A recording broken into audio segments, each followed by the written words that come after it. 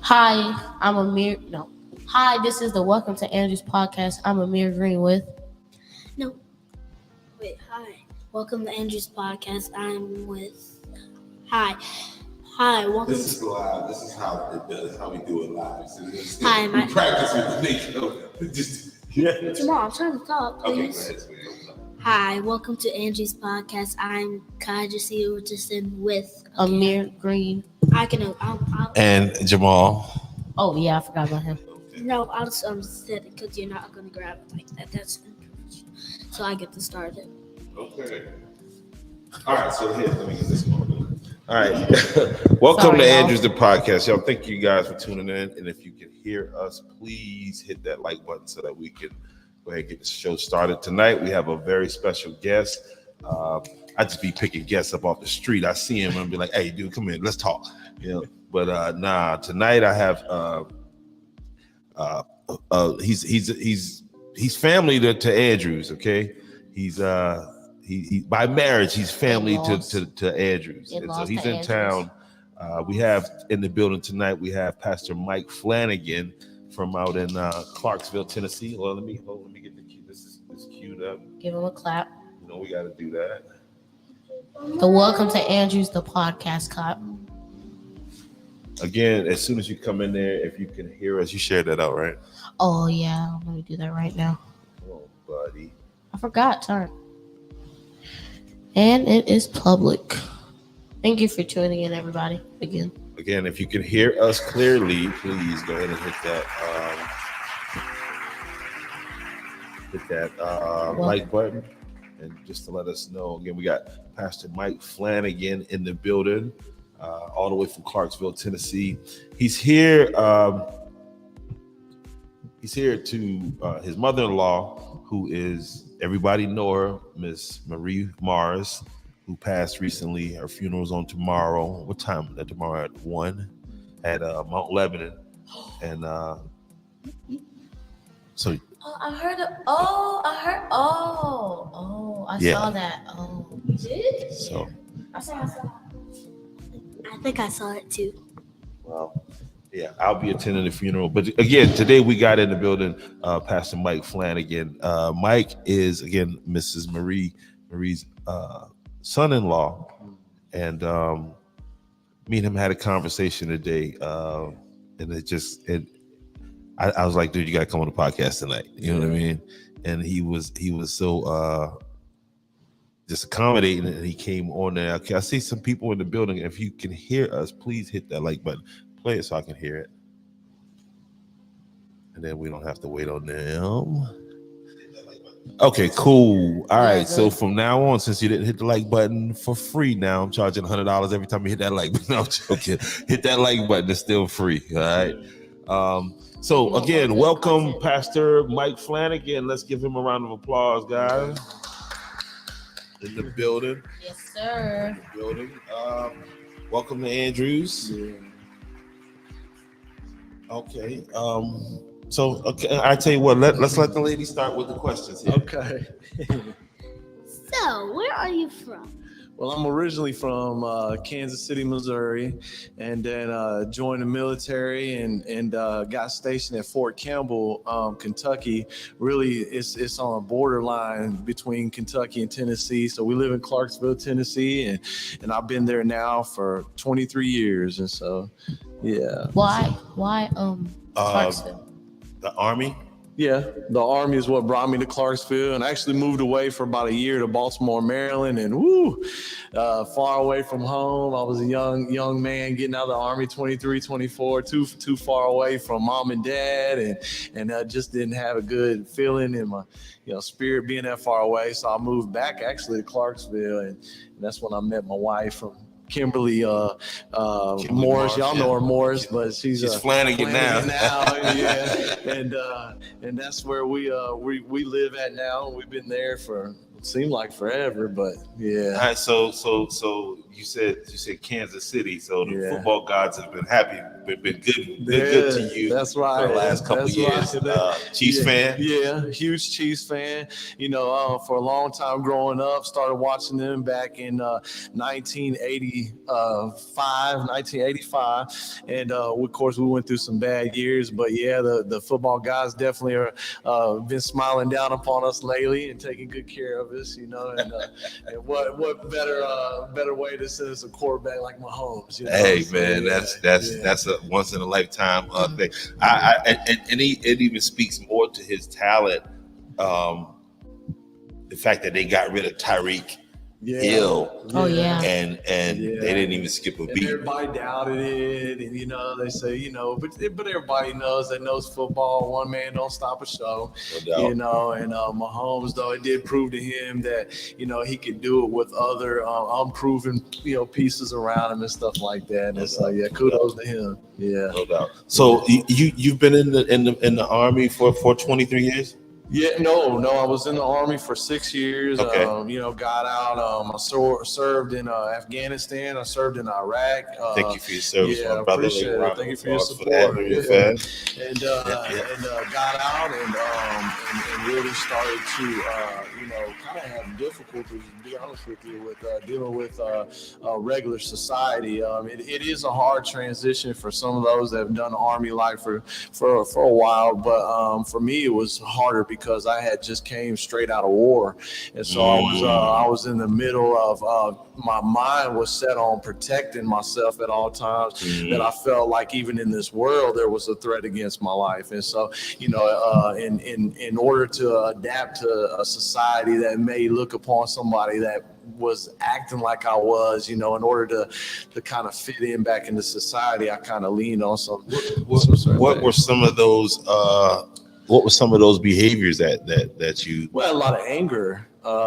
Coming back from war, you expect that. And you remember, if we reflect back on September 11th, the towers being hit, America got attacked, right? And nobody likes when we get attacked. And so then, that was the first time in my life. I was a young man. I was 18, 19 years old. And, and I was, first time in my life, I was patriotic. Like, nah, y'all punched us in the mouth. It's time to, it's interesting, man, because to talk to somebody because that was a time, that was the one time I remember America, when we got attacked, you could not drive 10 miles, a mile without seeing an American flag. Yeah, true. Yeah. And so that's that's what drew you into. So typically, initially, because I was already in, and I really had just got in, had did my basic training, had did my individual school training for what my job would be. I finally got to my duty station. I was there like 3 months, and then it happened, and of course we got word that we would be leaving, and it's so surreal when you first get that news, because we grow up a lot of times watching war movies on TV and stuff like that, so not really realizing how it's really going to be. So was that the feel like? Because I'm looking at it from a civilian perspective, as the patriotic, but to be in boot camp, said, so you were already 3 months in, and then it was just like, so I had finished training and then got to my unit, was there for 3 months, and then we were just we got we in between PT and your work call, right? There's the time where you have to change, get showered up, because of course when you're doing physical training, you work up a sweat and everything. So then you change that uniform, you take a shower and get dressed in your regular work uniform. Well, we showed up to work call that day, and that's when we got news that September 11th, that the towers had got bombed, and that second plane hadn't yet hit, and but we had already received word that we get ready to prepare to go. And so coming back from war, that's when I experienced experienced really trials and tribulations of a young man that felt like at one point in time the nation, like you said, you couldn't go 5 or 10 miles without seeing an American flag. That the United States finally didn't look upon color of the skin, didn't look upon differences and stuff like that. They were united at one point in time, and it was something that as a young kid I always dreamed to see, right? And so here it was happening. But then when I got back from war, I couldn't even get a job. My brother, it was hard for me to even get a job because they didn't look upon my skill set as being in the military, that it would translate over into a civilian life. And so I found myself having difficulties dealing with that, and it did drive a lot of anger inside of me and anxiety, because what man doesn't want to provide for his family? How did you deal with that anger? What were some of the ways that you?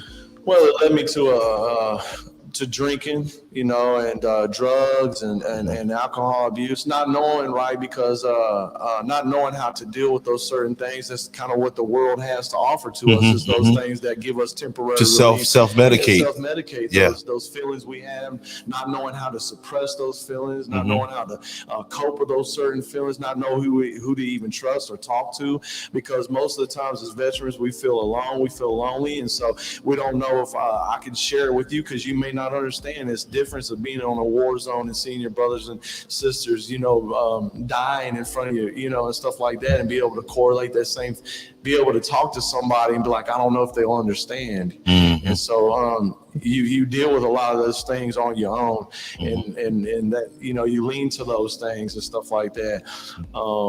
And that's kind of how back then I was learning how to cope with it. But it really wasn't until years later and stuff like that I even realized that I had a problem, because you don't even realize you have a problem. You feel like everybody else does, not you. And so then to understand that it was something I was dealing with, first and foremost, I had to look at myself in the mirror and recognize that whatever I was going through, I probably was going to eventually kill me if I didn't stop it. And so then through prayer and supplication and everything like this, I prayed probably 4 or 5 months before God showed up and revealed himself to me, to the point where he gave me a second chance at life and how to do it with him. Where did you find yourself at a place to where you said, you know what, I need to pray? Yeah, I'd find myself, I'd gotten to a point where I had done so much cocaine that I had so many scabs built up in my nose, and and my bank accounts were low. My wife was just now starting to pay attention and notice it. My kids were going to school. I was passing them, and I remember I had been doing this for years now. But I remember the last trip going home one night. I was leaving the dope house, and I remember I had told 1,000,001 lies, and I had enough of them. But that night right there, I had ran out. I didn't have one to tell. And I remember getting home and my wife giving me an ultimatum that either one of us was going to be at that house tonight, but the other one would not be. And so in my mind, of course, being a man, the kids were there, they could keep the house and I'll go on about my way. But as I started proceeding down the stairs, because we were upstairs having this conversation, I started proceeding down the stairs. Something hit me and I fell to my face, and it was that moment that God showed me a sunny day in a graveyard, and I never heard him to this day as clear as it could be that day. And he told me to choose now, and I knew that one represented life and the other one represented death. And so of course I wanted to live. I loved myself. I didn't like where I was at, but I loved myself enough, and I loved my kids enough and my wife enough, and so I chose life, of course, right? And then immediately after that, he said, okay, now you'll listen to everything that I have to tell you, because he knew I needed a voice, I needed help, I needed guidance, I needed someone to grab his hand. A lot of us as people in this earth and stuff like that, we can go, even when we go to church and we check the box every week, right? It's kind of like going to the gym once a week. Are you really going to expect very much gain? I don't know. You know what I'm saying? I don't think so, though. But, it's like many of us that religiously go to church, we're like almost like we're bumping into Jesus. It's almost like the story about the woman with the issue of blood. A lot of people in that crowd, even when he was getting bumped into, but when she reached out and touched him and grabbed him, he knew then that power had left him, and he knew that somebody had touched him. But in the middle of all that crowd, even his disciples say, you mean to tell me, Jesus, all these people around you bumping into you, talking about who touched me? But he knew that somebody had grabbed a hold of him. And see, I had bumped around with Jesus long enough that it wasn't until the moment I grabbed a hold of him, and to this day, stay a hold of him, that's keeping me. Because if I was left on my own will, brother, I'd be a mess. You know, I'll go right back to the old me, the old ways, trying to deal and cope with life on its own. Because, you know, just like my mother-in-law passing away now, you know, this is a difficult moment that nobody in their life, you know, wants to endure, wants to go through and stuff like that. Who wants to bury them all? Who looks forward to that day? But without something holding you, without something keeping you, without something, you know, mending a broken heart and giving you an encouragement along the way that life will still go on with, and carrying those good memories and stuff like that, you're going to lean to a lot of things that eventually end up killing you. And that portal that the enemy will open up to cause confusion in your mind that life just ain't worth living anymore because only happiness you knew is now gone, could cause you to go down into that same portal, that same death door that's open. It could cause you to go down into it. So we just got to be careful how we view things, how we view ourselves, how we value ourselves, how we see ourselves, you know. So what was the process? And I'm going to let you guys ask some questions. I apologize, you know, but this again, man, y'all can see why I got him on here now. What was that process of separating yourself, like from the old me?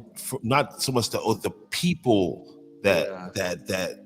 So the process of separating myself from the people that I had, like, you know, built relationships with and formed bonds with and stuff like that were, you know, they call them soul ties. Like my brothers, I say, you know, we would, you know, go, like I said, me and you talked before, you know, we would go to each other's family reunions. Somebody, you know, died in their family. That's just what we knew to do. We loved one another. We said we loved one another. But it came to a certain point in my life that in everybody's life where you have to realize, you know, that where God is trying to take you, sometimes you have to cut some things loose in your life. You know, we're really only here for certain seasons, and then God will move you and stuff like that. If you stay planted in a certain place because you're worried about what other people's going to feel about you or think about you and stuff like that, it can keep you, so it can stunt your growth, and it can keep you in a place where God's trying to elevate you and move you to higher heights and greater depths. I mean, and so for me, it wasn't like that I was greater than anybody or better than anybody, because I'm not. It just held me to the point that I realized, and it was very difficult because I love people and I still love them to this day. But I realized that I would not be healthy if I continued to hang out with certain people, and people, places, and situations have to change in order for you to change sometimes, because we find our place in a comfort zone. And if we don't move from that comfort zone, you'll never grow. The place of uncomfortability is where you'll continue to grow. Yeah. Because it'll force you to do something. Yeah, it'll force you to do something. The very fact me and you were talking tonight, you know, on a podcast is something I would have never seen myself doing in life, right? You know, and I hope you young people are listening, you know, because and it's kudos to you too, because you're part of a podcast. Not everybody can do this. Some people have fear in front of them that prevents them from doing what God has called them to do, and that's to be a voice in this earth and to be, you know, mighty with it and powerful with it. And, you know, a lot of times, you know, the enemy, what he does is he tries to mute you, he tries to dummy you down, he tries to keep you in a certain place so that whatever you put inside you won't impact whatever's in front of you. You know, that's the one thing about the devil, right? He can't never tell you your future, but he can always remind you of your past. Always remind you of your past. Yeah. All right, questions, guys? Go ahead. Did you start the You gotta speak up, baby. Did you start the church to like feel a greater connection with God? So I didn't, just to answer your question, so I didn't start the church. Now, did I start going to church, to answer your question, to have a greater connection with God? And my testimony was, like I said before, is that I had asked God to come and save my life. I needed a rescue because I was dying. And so, and he came and rescued me. And then the relationship that I had with him was almost like it was like, and you have your dad here on earth, and you love him very much, don't you? Because you feel his what? Sometimes his It's my daughter. Okay, I'm sorry. I'm big. But your father, right? Your father. So, but you feel their protection. You understand that they have the best interest out for you or whatever like that. And that's a relationship that he gave me, is that sometimes it's an unconditional love, regardless of how many times. We've lost friends in life, and we've lost even family members in life over something so petty, right? And sometimes that hard to forgive, and then we forget that same grace is the reason why we're able to get up every morning to be able to breathe and talk to one another. Because if it wasn't for God's grace, we wouldn't be here today. And so sometimes it's very hard for us to extend that same grace upon people when they do us wrong. Why? Because we have feelings attached to that, and you knew me better than that. Why would you do me like that? Stuff like that. But you know what? Regardless of how many times I turned my back on God, God still gave me another opportunity to live my life, and it made me fall back in love with Him, because He saved my life twice. That was the second time, and then when He did it this time, I realized that I didn't want to let go of that kind of love. A love that, regardless how many times I talked bad about Him, I knew the right way of living, consistently was disobedient to Him. He still was there to hold out His hand when I needed Him. Yeah, what greater love.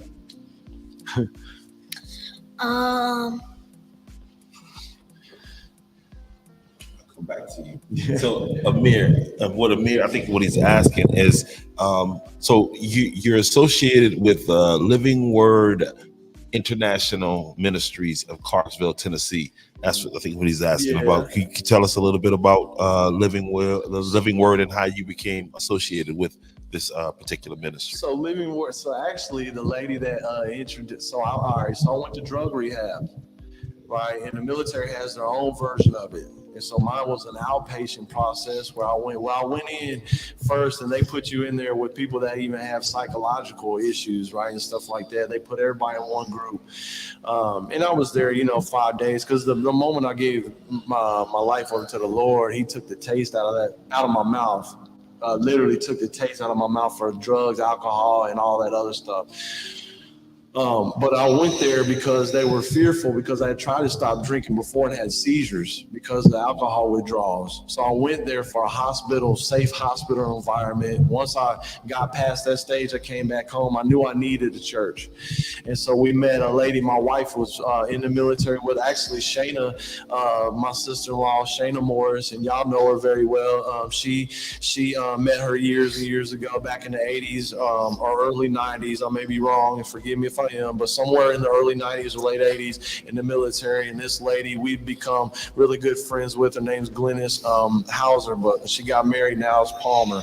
And I said, hey, we ran into him at Denny's eating breakfast in Clarksville, Tennessee. And I said, hey, I'm gonna need a church. And she led me to this church, and it's been a blessing ever since.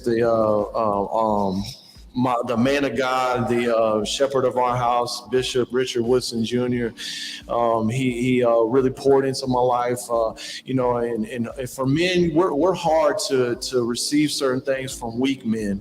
It just is, right? Especially when we're a man's man. And so with him, he was a man's man, but was a godly man. And he knew how to lead me in that way. And so, God knew what He was doing, because He led me to the right person that I could receive from. Yeah. Hey, we laughing because that's a conversation that's why Pastor Mike Flanagan is sitting on the couch today, y'all. That's how our conversation started, because like you said, it's hard for strong men. It's impossible for strong men to follow weak men. It is. And so, brother, we man, listen, I'm just glad Doug told me, he said, Mike, you need to talk to Mike, man. Because he started telling me, and he's like, nah. He said, I'm gonna let him tell you. Yeah. You know what I mean? And so I appreciate you for being so open, man, and so transparent, man, because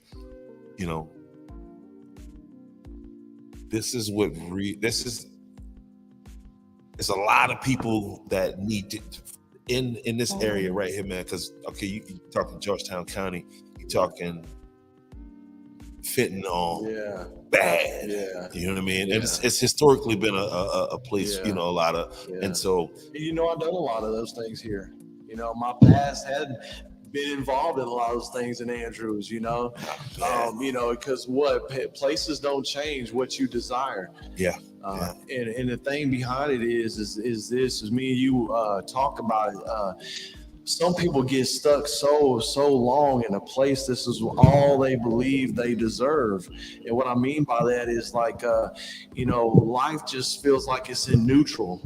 And so sometimes we cope with certain things in certain ways, and then, and then dealing with life issues on their own sometimes will lead you into things that you just don't believe you can get.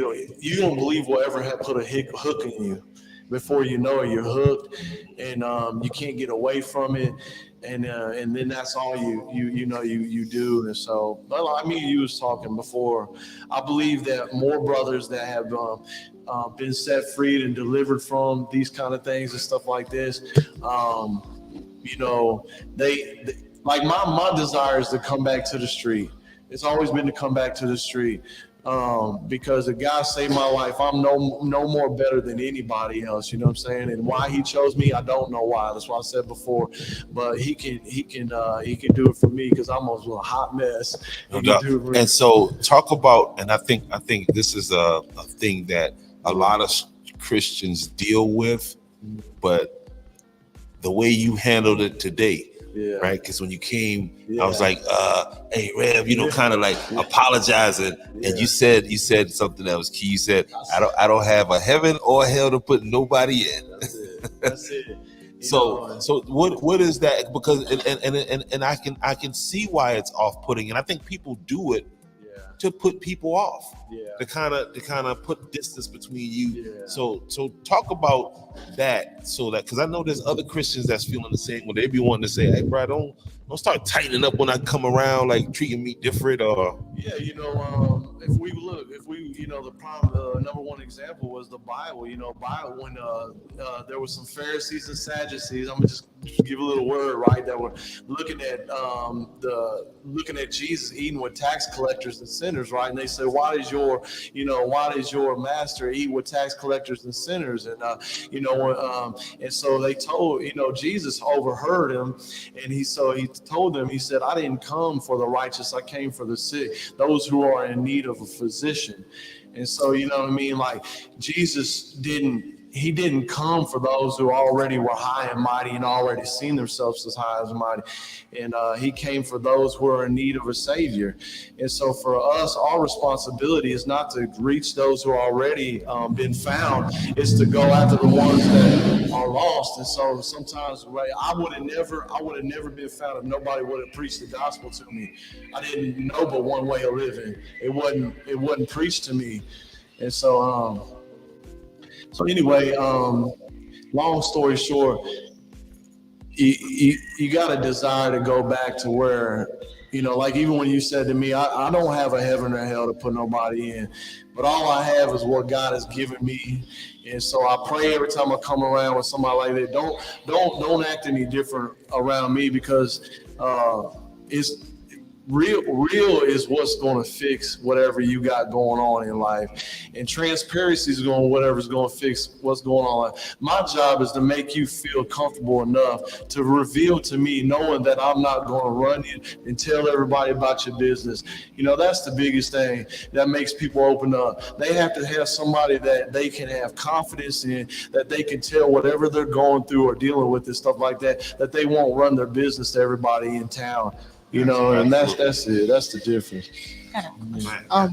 Do you do like inspirational conventions? Because like this might sound weird coming from, but like a lot of young men need to like hear this, and like what you came from the drugs to like right now. So I started my ministry with preaching and teaching the young kids, and I'm also a football coach. And just to explain to you, even as young people, wherever God has you, Jesus started his ministry as a young boy, and so never allow yourself to question just because my age that I can't be impactful in my community. Matter of fact, you'll be more impactful than I would, because they said even if I didn't didn't speak, the rocks would cry out, that babies would cry out.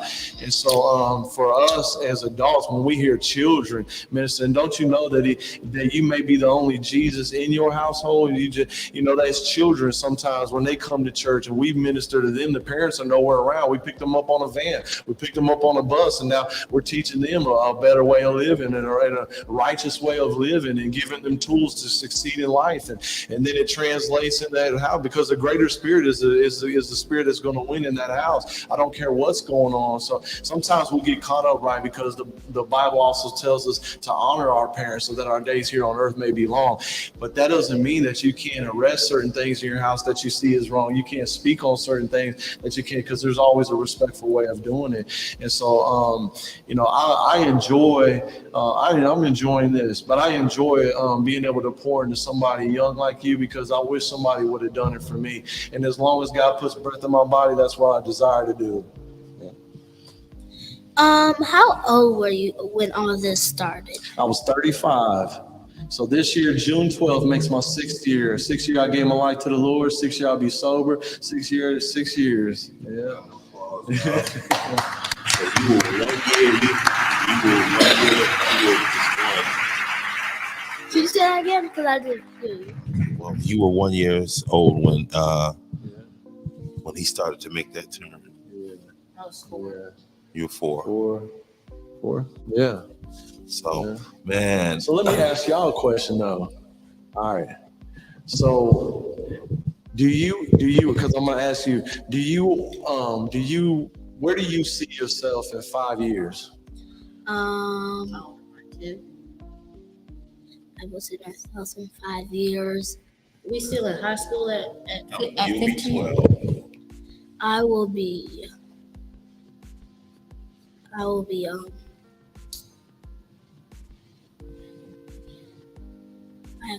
have to think. Okay, and let me ask this question too. While you're thinking, where are you going to be in 5 years, right? When I'm asking you that, I'm seeing if you are seeing yourself, you know, where you are going, where you're heading.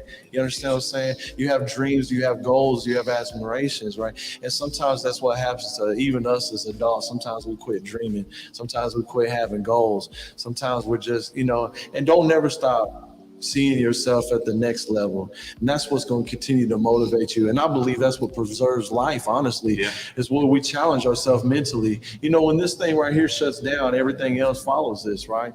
And so sometimes in life and everything like this, and tomorrow, even as we bury my mother-in-law, there will be a lot of young people that's in there that she even was a grandmother to and a mother to, and helped raise a lot of people. She's very impactful in her life, and the legacy she lives on is why her name will never be forgotten. And so that's what we desire to do, and that's what I desire for you, you know, as you continue on your life. Whatever legacy you live here, that's how they'll remember you. So just, you know, as you just remember that and just continuously set yourself goals to do better, to do greater and everything like this. And I can see it now. You're going to do great and mighty things for the community of Andrews, and past that and beyond that, the state of South Carolina and the United States. It's just how far you see yourself. Yeah. Would we be like, what grade would would I be if I'm 15 in middle school or 15, high school? You're gonna be 15. You'll be ready to graduate. Ready to From high graduate? school? Yeah. Will I be in middle school Yes. when I'm I'm 12? Yes. I'm going to law school. So you're going to law school. That's good. I think Good. I'm going And to law school. I can see that. I can see that. And where are you going? I think I'm going to law school too. Okay, I'm gonna capture this moment in time, and when I come see you guys in 5 to 10 years, I'm gonna remember this conversation we had. It's been such a blessing, brother, to even be here with your daughter and with your nephew and stuff like this. It's, you know, I love young people and being able to speak, and I know you do too, and how you pour into them and stuff like this, and even how you're using them on your podcast. Give a round of applause for They the Jamal. stars of the show, man. Yeah, ain't that, right? Give a round of applause for Jamal. You know, y'all, Andrews, you know what Jamal told me? He said, when we got him, he said, you know what? This is my team. This is who I got. But what greater team could you ask? Hey man, that's what I'm trying to tell you. They always willing to work, and I'm a little mean sometimes, you know what I mean. But I just to keep them focused, just to give them that, because they could be really good at, you know, because this is the future. This is you know, this is what we can be like, we go C and N10, we A and N10. And then there you go, Andrews News Network. There we go.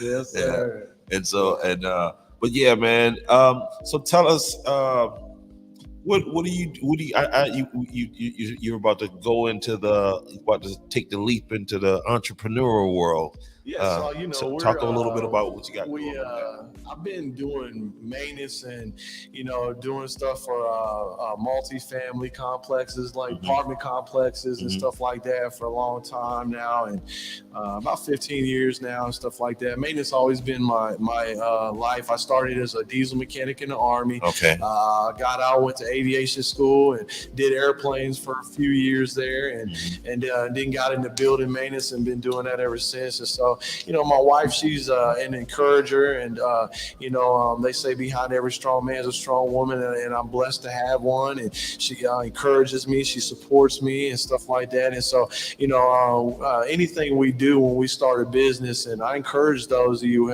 who are gifted with creativity and everything like this to start your business, because, you know, it's the stepping out in faith. You know, that fear is breaking down that wall and just doing it. And so, you know, with me, it's even conquering that now still, because I'm still working my regular job as I'm working in the evening shift and praying that God will explode this thing. And it's not even about the money or the job opportunity and stuff like that. It's about being able to impact my community where I'll be a blessing, because, you know, large corporations have large funding, large stuff, large overhead fees and stuff like that. And I want to make my services to the community, to make them affordable, you know, because I grew up as a poor kid and understand how hard sometimes it can be. And so I want to give back to those who just, you know, don't have the greatest financial abilities to be able to afford certain things. And so they go without. And you know, I told you, I said, I love people, and I don't believe any of us are greater than Jesus. Didn't see any of us. He didn't respect a man, one greater than the other. And if I am a true man of God, which I believe I am, I don't respect nobody like that either. So I believe that if I have the comforts of home too, and I can give those same people the same comforts that I live with every day at an affordable rate, that's what I want to do. And for those who are watching, I'm telling you, the smart money is on the small businessman. I know you can go and get the big box stuff a lot of times, but the small businessman has so much invested in, you know, it's not just a technician showing up in your truck. You know, this guy has his whole everything tied up into this. So, you know, that's why Doug will tell you, man, I get a bad review. It just you know, and I don't rest until I can rectify that, because it's just because that's your name, that's your brand, that's your it, man. And we talked about that's your legacy. And it matters, you know. And understanding this too, one thing I learned early on in life too is that you know, sometimes you're just not going to be able to please everybody, and you can give them the world and you can be the nicest person, but you know, there are some people in this world that just, you know, they're unhappy with themselves in this world. They're going to find themselves in a very difficult place. You know, I used to handle life differently. Even when people would pass me or go by me, flying by me, I used to be like, "Whoa, I'm about to run him off in the ditch," and this. But now, you know, the love of Christ on the inside of me causes them to. It just makes me want to pray for them, really, you know, because you don't, you know, or even when you get talked to certain ways, because sometimes look, people can be nasty towards me. And back in the day, I want to retaliate, really, but I'm much different, greater place now, and it works very good for my life, because now it's just like, you know what, clearly they're going through something, because they really, at the end of the day, most people you get those kind of reaction. You can walk in the grocery store, they don't know you. They don't have a clue about you. They're going through something. Mm-hmm. And some people don't know how to deal with that. And so it just carries over on them. They wear their emotions on their sleeves. So they're upset at everybody at that point in time. And so it's just a place of prayer. That used to be that's how I got through being a manager at McDonald's. Yeah. I had to realize that it wasn't, they just going through something at the time. I thought you were a worker, not a manager. I was a manager. I started out as a worker, and then How did you become a manager? Through hard work and just putting it down. Yeah. Were you working very hard? Yeah. Anyway, so we're here with Brother Mike Flanagan. Shout out to Miss Jerry Davis. Miss Jerry, we still need to we're gonna send you a link. I'm gonna get you a link here. Get you on here. Yeah, we gotta get you on here today. You want me to do the announcement? Yes, we will, but let me do this part here. Okay, so again, hey, Excuse us. All right, so again, guys, man, welcome to Andrews the Podcast, and our guest this evening has been none other than Mr. Mike Flanagan. Mr. Mike Flanagan. Give him a round of applause. Yeah, Mike, I'm looking forward to it again coming out, and I'm bringing the setup out to Tennessee, so I definitely want to come out and interview on your home turf. I definitely look forward to that. We're not gonna hold you. Well, we're gonna hold you here for 40 minutes, but okay. I just want to say one thing before you finish. Go ahead, brother. Because I have to make sure that honor is given where honor is due. The city of Andrews has always been a place where I've loved to go, where I've loved to visit. This place is a place that is very unique. I've been around the world, y'all, but there's a lot of love in Andrews. There's a lot of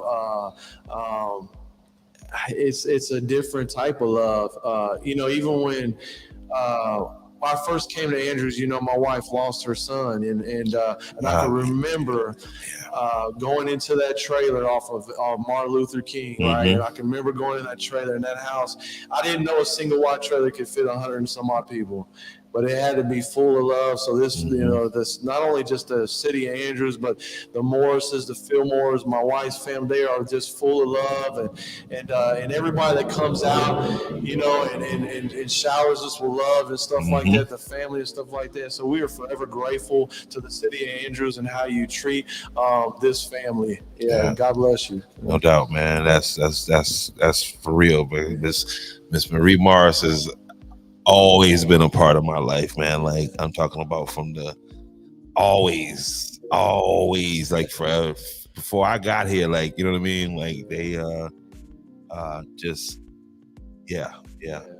so she has, from the corner store to everybody that calls himself a thug, that was their mama, thug mama. You know what I mean? And one of the things we were talking about this speaks to her, the presence that she had. Like, you hear about all the violence, the hyper violence that's going around in these different communities now. Me and somebody was talking the other day, and we realized that all the years back then, nobody ever got killed back then. Yeah, you had some fights, you had some, disagreements, but it never got to the point where a person lost their life back then. And that's that family. Yeah, that's about respect right there. Yeah. So man, that's just, man. So I look forward to celebrating her life tomorrow, man. With once we leave here, I'm heading back over to the house over there. But y'all can make sure y'all come by and give hugs, and shower your love if you're able to, and listen tonight. Yeah, stop by. No doubt. Yep. So as soon as y'all finish listening to that, I'll meet y'all on West Andrews. Y'all know where it is, down the whole road. Yes, you know what I mean? If you don't know where that at, you don't belong. Nah, but it's all good, man. Brother Mike, man, I appreciate you again, man. One time again for the Living Word International Ministries out of Clarkville. Tennessee. I'll be out that way, and so I want to interview some people from out from the ministry, man, just to kind of tie Tennessee and Andrews together. You know what I mean? Because we are already connected, so let's go ahead. There it is, building bridges, man. So again, man, we appreciate you, brother. Let's give them one more round of applause here, man. Believe us, they clapping. They clapping. All right. So yeah, you can just hang out, man. We got a few more minutes here, you know what I mean? And all right, so we got a segment here that we want to do with Amir. He was gonna do some. We're getting into. First do your announcement about the Bloomingville Community Association.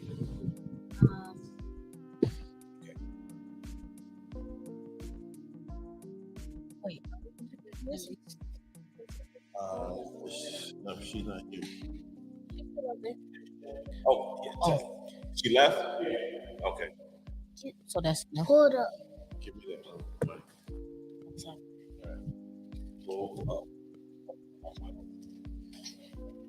All right, so we're getting ready to get into some South Carolina history real fast with Amir. Let's let him do this first while I pull this up. Okay, so this is I was doing some research about a segment the podcast, and I found a very sentimental color to South Carolina, hate blue.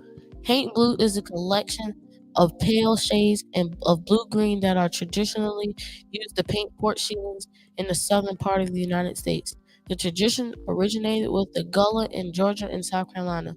The ceiling of the safe quarters at the Owens Thomas House in Savannah, Georgia, built in the early 19th century, was painted hate blue. The pigment was sourced from Kush indigo plants. Indigo was a common source for the hate blue prior to the American Revolution, when the indigo was a common crop for plantations in the American South. But the tradition survived well after the decline in indigo cultivation.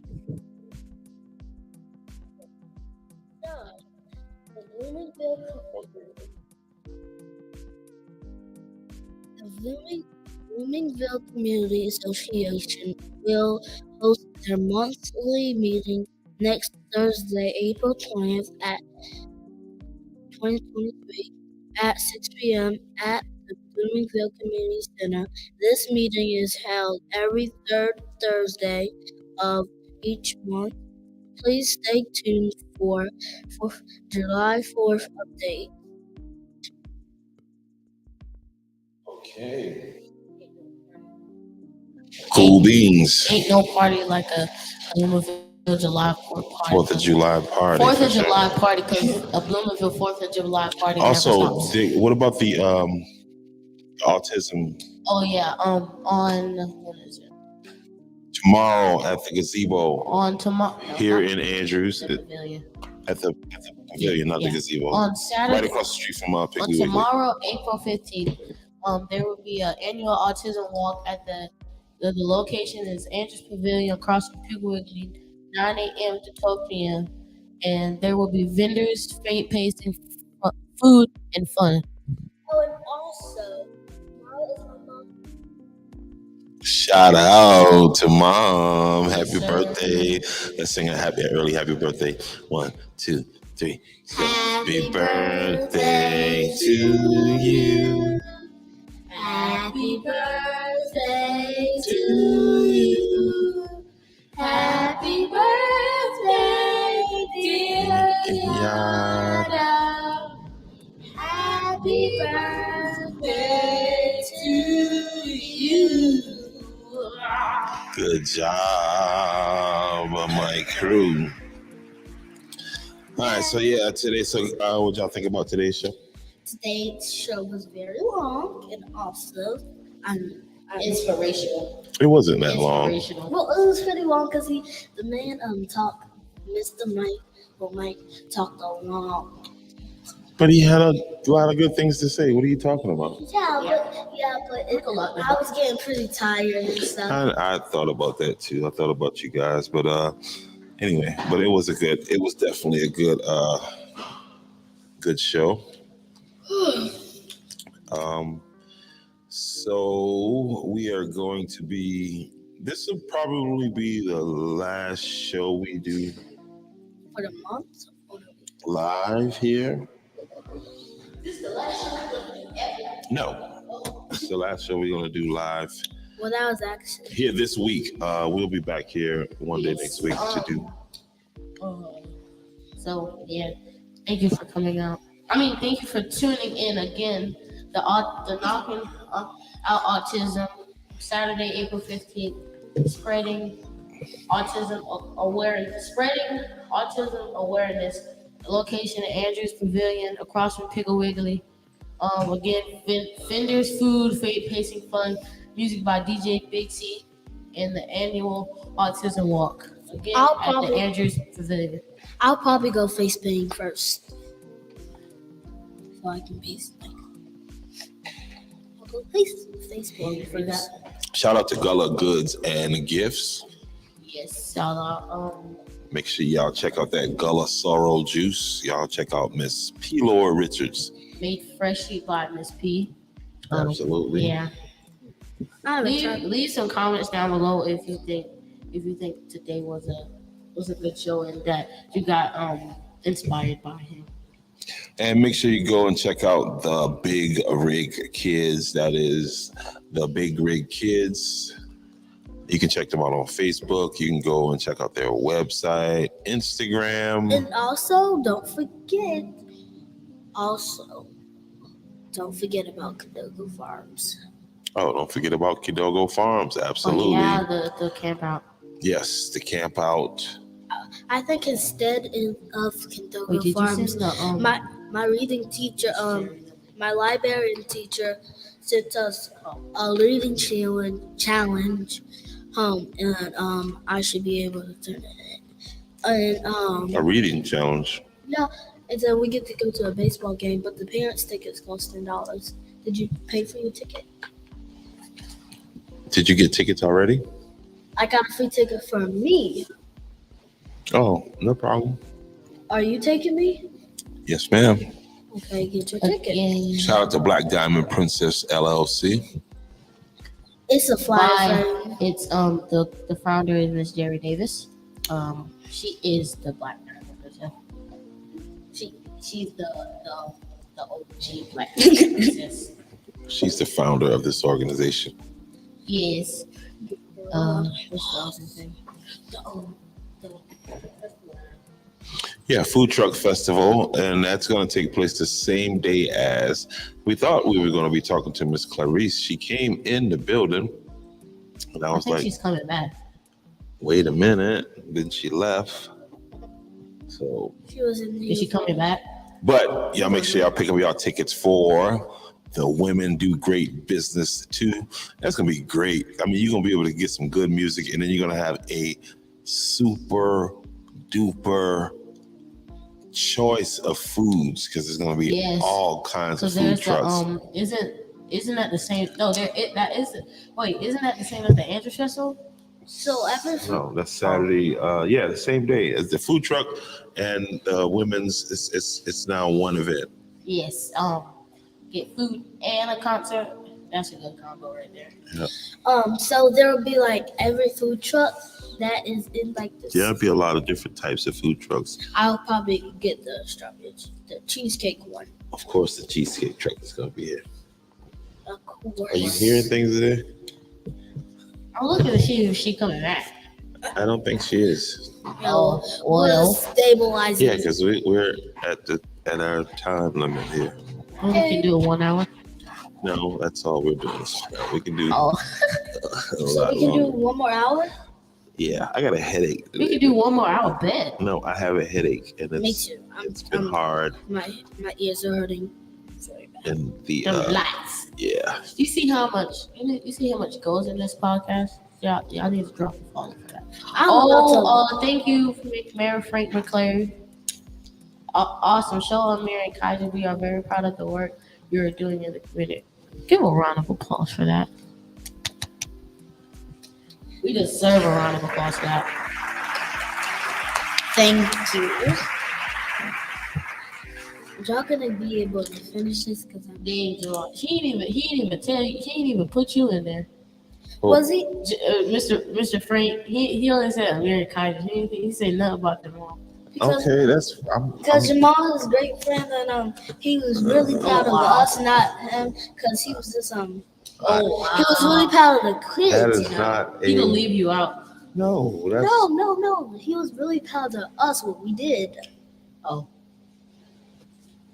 now there you go. How about that? what it say? Andrew Amos. Oh, How about that? yeah. And then he had and Mr. Jamal. So I tell you what we're gonna do. But y'all gotta write your own show. Y'all gotta come up with a concept. Y'all just can't get up here and Am just. I going solo? No, you're both gonna do do a show. I mean, Ourselves? yeah. Get real with the print. I was joking. That was gonna be my podcast name. I think I definitely, because when we do this newspaper, which is Oh yeah, we are bringing the Andrews Progress 2.0. Progress 2.0. So you guys gonna have a I keep on hearing stuff like the door opening and closing I don't know why I keep hearing that, and hearing stuff. Yeah, but you guys will have your own Show. Jolo. So what's the name? I don't know.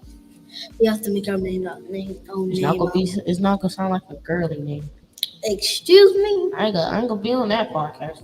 If it sound like a girly name. All right, guys, listen. My head is murdering me. My Black. ears are murdered. Okay, well. My ears. You good, bro? Anyway, well, thank you for joining this night's stream. And we want to give a shout out again to our guest. No, Mr. you gotta push this away from me. Mr.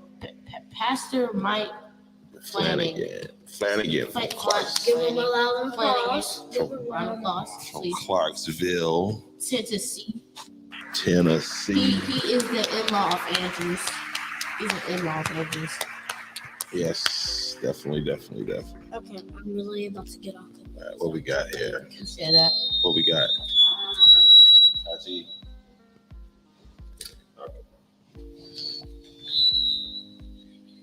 That me or Sarah? Oh, this is me. All You can- right, what we got? That food bank will be coming to Andrews next Friday. Details follow.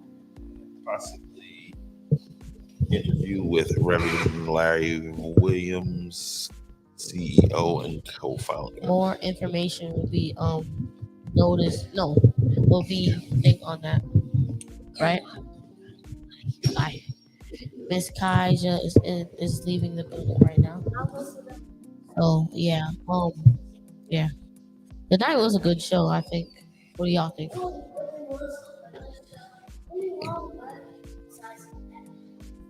Tonight was a good show. Pretty wrong, but besides that, it was good. Well, this good conversation is coming to an end. Again, we thank you for joining the Welcome to Andrews the podcast stream and all of our viewers. And if you like more, please hit that. If you would like some more content, please hit that follow button. And I'm gonna work on my name. And if you want to be on, go ahead. And I think I'm gonna work on my name for my podcast. In my podcast, the Welcome Get Real with the Prince. It coming soon to Spotify near you. Anyway, and if you want to be on the black chair of the Welcome to Andrews podcast, please let us know. That's right. Just hit the inbox. Let us know, and If you we want to be will. on the famous black chair of the Welcome to Andrews It's getting podcast. pretty cold in here. Okay. All right. So He called. Oh no, I did that. Oh, you called him? Okay, well, I'm going to do the closing. all right. So yeah, do that. Oh man, I forgot. Last night we did the joke before we left. Okay. Okay, Okay, this is a new segment. After every show, we got to do the ending joke of the day. Wait. Oh my gosh. What are you doing? Are you doing a laughing? Wait. Give him a minute. Go ahead. Okay, this is the segment, the joke of the day. Kajah, take it away. Why did the pig cross the road? Why? Because it had to get the Piggly Wiggly. Oh, there is a link in the chat box for something that the mayor sent down in the chat box. I'm gonna go use the bathroom. You had to say that aloud.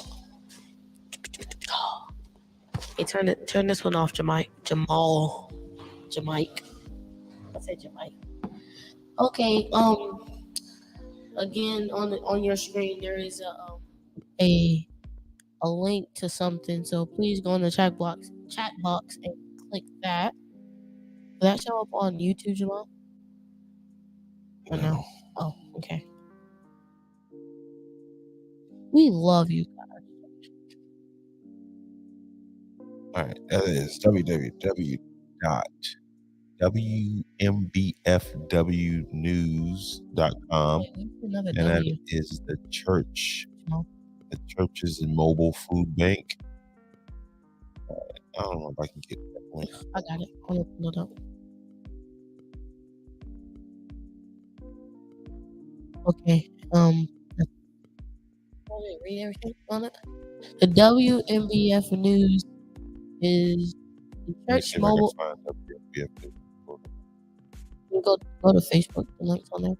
The church mobile food bank aims to help people beyond Grandstand and PD. Long lines greeted at the Trebulance. What did I say? Trebulance. Long lines. Go back to the top. Go up. Oh, here, Kajah. Go to the top. I am trying to.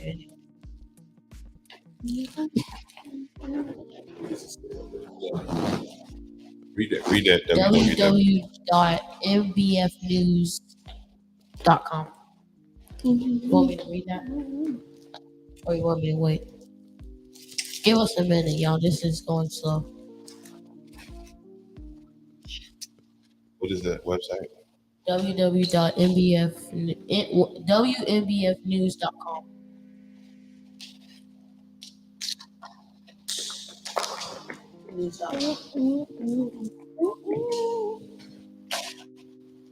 Okay. Are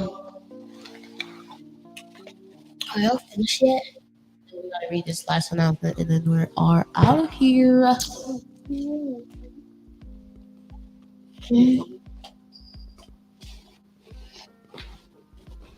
What's the title of the article? Oh, let me check. It is called Church Mobile Food Bank Aims to Help People Beyond the Grand Strand and PD.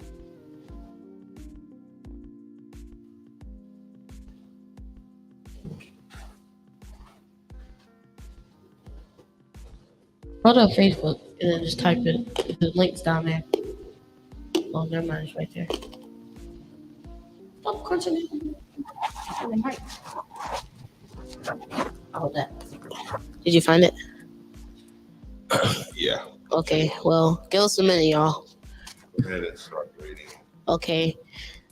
Here you go.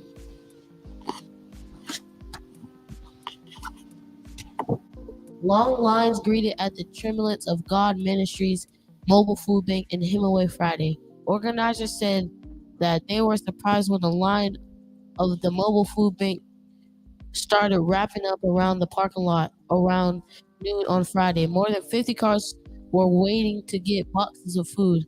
The Holy Tremblance of Ministries of God Ministry. The Holy Tabernacle. Oh, sorry.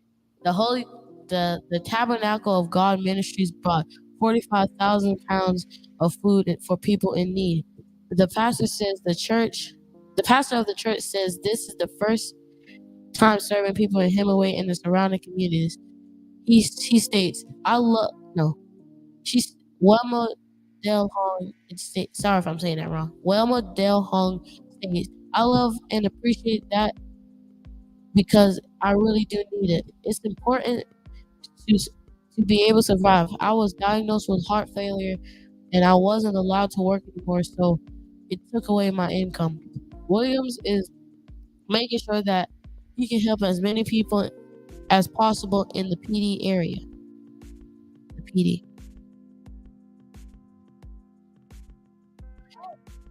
In Let him finish reading. in the time that we are in now, people have jobs, but those jobs can't make ends meet, said Williams. They have to make a decision to either pay for medicine, pay rent, or buy food. We try to be good stewards by giving it out and giving it free. People don't put no stipulation on it. Stipulation. I said that. Stipulation on it. We want people to do the right thing, so the stuff they can't choose, share it with someone else. According to the SC Food Desert map, Hemingway is considered a food desert, but it's staying close to Georgetown County, which is identified as a food desert. Hold up. There's more. A food desert means an area in which the population has low access to fresh food. The inflation is so high and food costs too much. There are so many people out there and housebound people that I share with other people. When I get food, I share it with other people, said resident Catherine Jones. The church team is planning to go to Mississippi next week to help those in need after the recent storm damage. That is great because I heard about the storm in Mississippi. Okay, so my question is about the pastor. Did the pastor could he not work? Could he not work or did he not want to work? Could he not work? Could he not be a pastor? Or could he just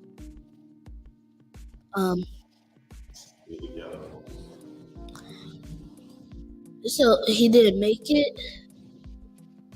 He couldn't. Well, no. He's the person who helping people who can't make it. Like the inflation is high now, and some jobs can't make the ends meet.